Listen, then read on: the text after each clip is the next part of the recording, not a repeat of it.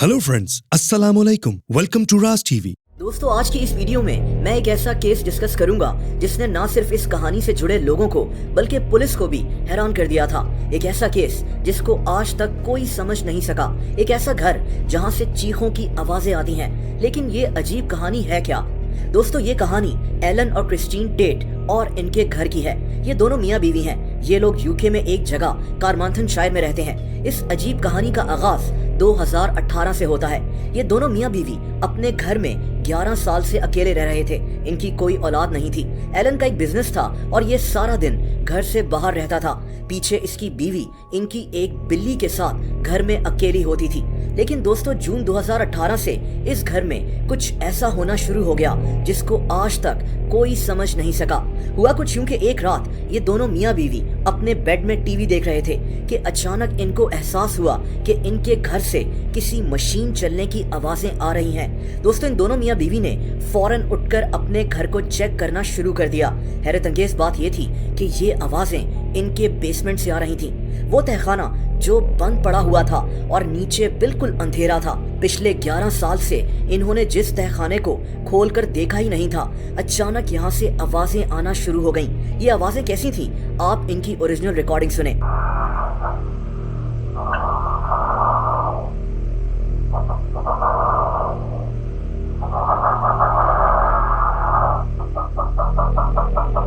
दोस्तों, मशीन चलने की ये आवाज आहिस्ता आहिस्ता चीखों की आवाजों में बदल गई, जैसे कई लोग मिलकर जोर जोर से चीख रहे हों। इन लोगों ने फौरन अपने मोबाइल से इसको रिकॉर्ड करना शुरू कर दिया। आप चीखों की ये आवाजें सुने।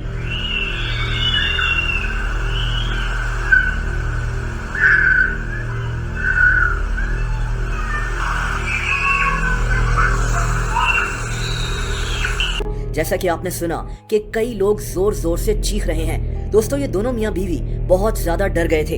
अगले दिन एलन ने अपने घर के आसपास जाकर भी चेक किया, लेकिन इस इलाके में वैसे ही बहुत खामोशी रहती थी। अगली रात ये दोनों मियाँ बीवी इंतहाई डरी हुई हालत में अपने कमरे में मौजूद थे कि अचानक ये आवाजें फिर से आना शुरू हो गईं। इस बार सिर्फ चीखों की आवाजें ही नहीं, बल्कि लोगों के बोलने की आवाजें भी इनके बेसमेंट से आ रही थीं।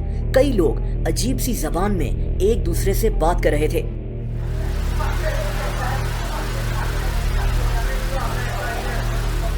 दोस्तों, ये सिलसिला रुका ही नहीं।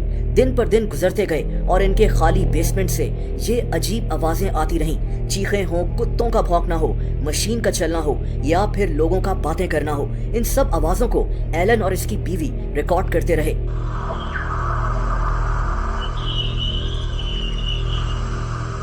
इन दोनों मियाँ बीवी ने पुलिस को इत्तला कर दी। पुलिस इनके घर आई और इन लोगों ने अपनी इन्वेस्टिगेशन शुरू कर दी।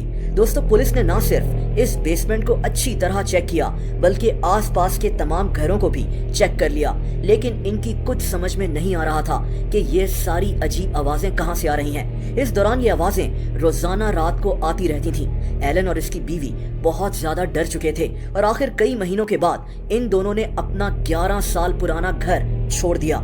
लेकिन इन लोगों के पास कई 100 घंटों की रिकॉर्डिंग्स मौजूद थीं, जिनमें वो सारी आवाजें रिकॉर्ड हुई थीं। दोस्तों, इन दोनों मियाँ बीवी का कहना है कि पुलिस ने इस मामले पर ज्यादा ध्यान नहीं दिया।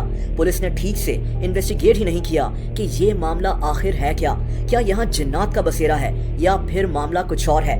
एलन इस बारे में कुछ और ही बात करता है। इसे लगता है कि इसके घर के नीचे कई लोग छुप कर रहते हैं और यहाँ कोई गैंग छुपा हुआ है, क्योंकि यहाँ से गोलियां चलने की आवाजें भी आती हैं। लेकिन दोस्तों, ये मुमकिन नहीं लगता। आज ये घर बिल्कुल खाली पड़ा हुआ है, लेकिन आज भी ये आवाजें इसके तहखाने से आती हैं।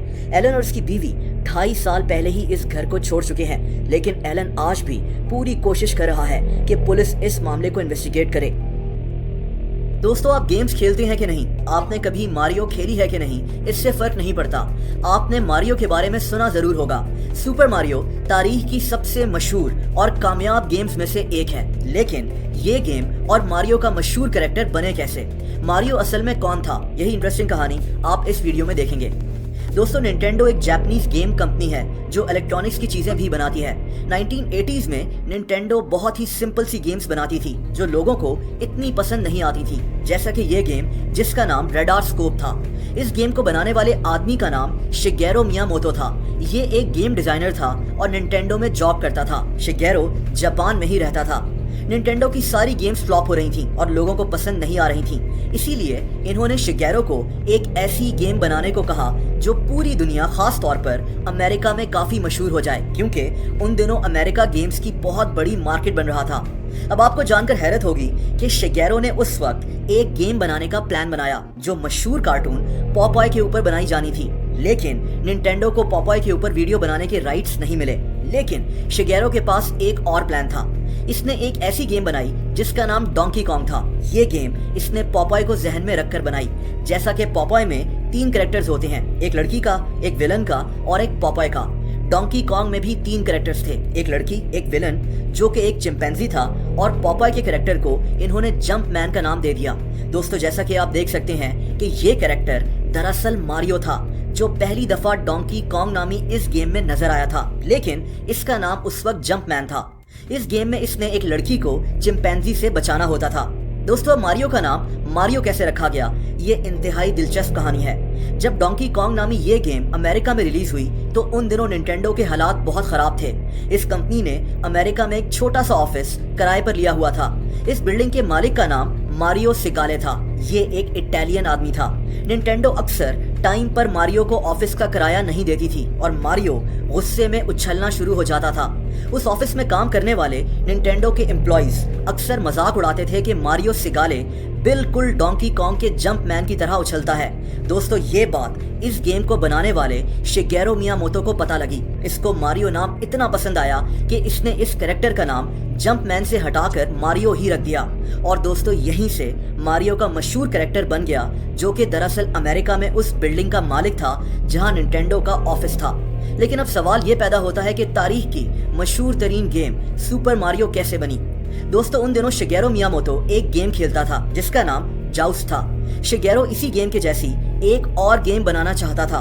13 सितंबर 1985 को निंटेंडो ने सुपर मारियो नामी गेम लॉन्च की, जिसको शिगेरो मियामोतो ने ही बनाया था। मारियो को इस गेम में एक प्लम्बर बनाया गया। दोस्तों, आपको सुपर मारियो में कई पाइप्स नजर आते हैं। गेम में यही दिखाया गया है कि मारियो एक इटालियन प्लम्बर है और ये इन पाइप्स में गुजरता हुआ आगे बढ़ता है। मारियो इटालियन क्यों है, आप समझ गए होंगे। वो इसलिए क्योंकि असल में जो मारियो सिगाले था वो भी इटालियन था। अब यहाँ एक और अजीब बात आपको बताता हूँ। उन दिनों ग्राफिक डिजाइनिंग बहुत मुश्किल थी, मॉडर्न टेक्नोलॉजी मौजूद नहीं थी, इसीलिए मारियो के ऐसे बाल बनाना जो रियल दिखें थोड़ा मुश्किल था। तो शिगेरो ने मारियो को टोपी पहना दी, इसको मूछें भी लगा दी ताकि इसकी नाक इतनी नोटिस ना हो। दोस्तों, सुपर मारियो देखते ही देखते तारीख की सबसे मशहूर गेम बन गई। इसकी करोड़ों कॉपीज दुनिया भर में बिकी। मारियो का कैरेक्टर दुनिया भर में मशहूर हो गया। ये कैरेक्टर अब तक 200 मुख्तलिफ वीडियो गेम्स में आ चुका है। निंटेंडो के भी दिन फिर गए। मारियो को बनाने वाले शिगेरो मियामोतो को आज एक लेजेंड समझा जाता है। हमारे चैनल को सब्सक्राइब करना, बेल आइकन पर क्लिक करके लाइक करना मत भूलिएगा।